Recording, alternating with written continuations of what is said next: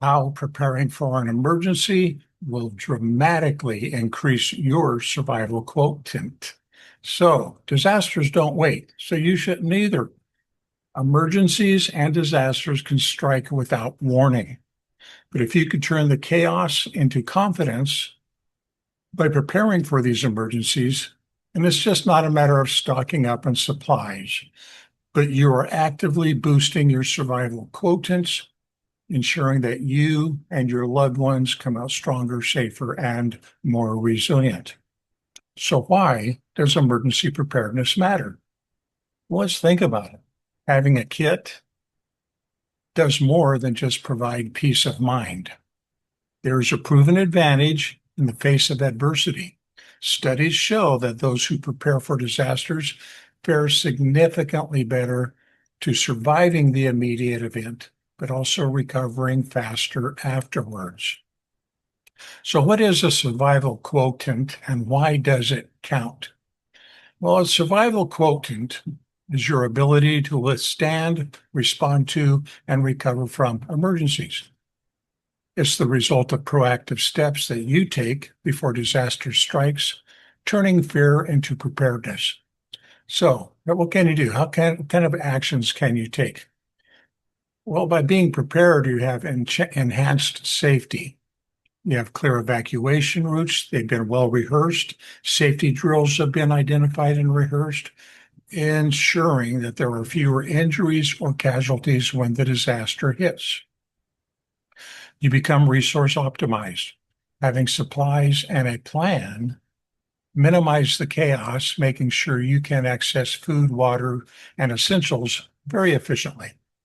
And it reduces fear and anxiety. That's a pretty good deal, huh? Knowing what to do lowers the stress and helps your family respond more calmly and more effectively. So, what are some of the benefits and how can preparedness multiply your chances? Well, let's look at some survival statistics. Quick response. Communities with preparedness plans drastically reduce disaster-related deaths. Since the 1960s, global fatalities from floods and droughts have plummeted thanks to early warning systems and community planning. Personal preparedness. In 2024, 83% of the households that took at least 3 preparedness actions reported better outcomes in emergencies than those who were less prepared. And medical emergencies. Immediate action like CPR can double or triple survival rates during a cardiac event. This is quite literally a life or death difference. So we have to look about being inclusive in our preparedness. We have to remember that not everybody's the same. So there is no cookie cutter, one plan fits all. You want to consider the unique needs of your children, older family members, anybody with a disability, or any vulnerable population within your household or community. You would like to tailor your readiness planning for everyone in your household or your organization. So, what are the 3 steps we can take in building an emergency preparedness plan? Number 1, identify the risks. That's right. What am I planning for? Evaluate your local hazards, whatever it is, a flood, a hurricane, an earthquake, a wildfire. Map out your evacuation routes and your shelter locations. Number 2, assemble an emergency kit. You want water and food for a minimum of 72 hours. Make sure you have first aid supplies, medications, and hygiene products. And obviously, you want to keep copies of important documents and a contact list. And step number 3, please stay informed and connected. Sign up for alerts from your local emergency management agency. Plan how your family is going to communicate and know how to reconnect if you're separated. And practice drills regularly so everybody knows what to do. Remember, I've said it many times. We do not rise to the occasion. We fall to our level of preparedness. So there's a couple things to think about. So we're living in a modern world, and we're no longer the hunter-gatherers that our ancestors were. So we want to look at how we can do some mobile optimized planning. Number one is digital documents, digital copies of documents. You can keep these in the cloud for easy access if the real documents get destroyed. You obviously would like to stay updated.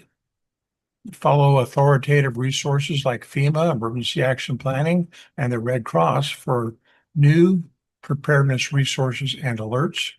And then get engaged with your community, with your neighbors, and local organizations like CERT, Community Emergency Response Teams, to create a support network that's local to you.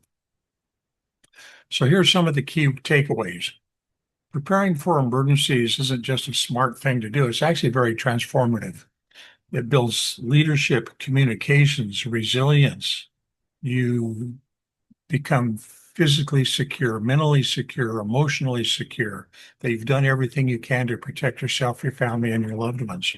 You walk a little taller, and you become a benefit to the community, quite simply because you will not be a burden on the community. So there's a lot of things you can do. You want to take these steps now. There's no reason to wait.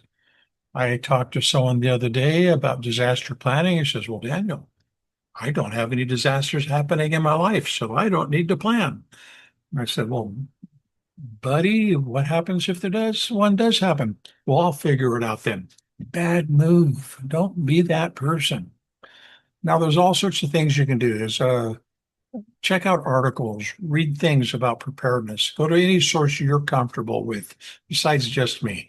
I do my best to provide updated, current information, but you might find some information you like better. Use it. Take advantage of it. And remember, disaster planning is a skill. It's a skill you can actually take in other parts of your life to prepare yourself, your family, and your loved ones. So don't wait until the next emergency. Start preparing today. Share this article with a friend. Join a community preparedness group.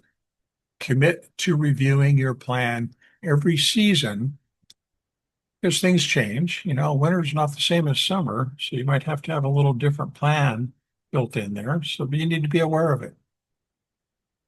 So there's some free tools down below, your 72-hour emergency kit and the disaster emergency planning assessment. Now, the assessment is very quick, easy, and it reveals ways to measure your current readiness and pinpoint exactly where you need to improve. And it's free. So just go ahead and take it. Both resources, the 72-hour emergency kit checklist and the disaster emergency planning assessment, are designed to be fast, practical, and immediately useful. So that's the decision here. Make a decision. Stick to that decision, follow through with it. Before you know it, you and your family will have a plan of action, and you can just basically laugh at the emergency disaster when it comes because you know what you're doing. Well, this is Daniel. Till next time, please stay informed and stay safe. And if you're not reading the blog, or if you're hearing this elsewhere, down below somewhere or in the blog are the links to click on so you can access these two resources, the 72-hour emergency checklist and the disaster emergency planning assessment. Again, until next time, stay informed and stay safe.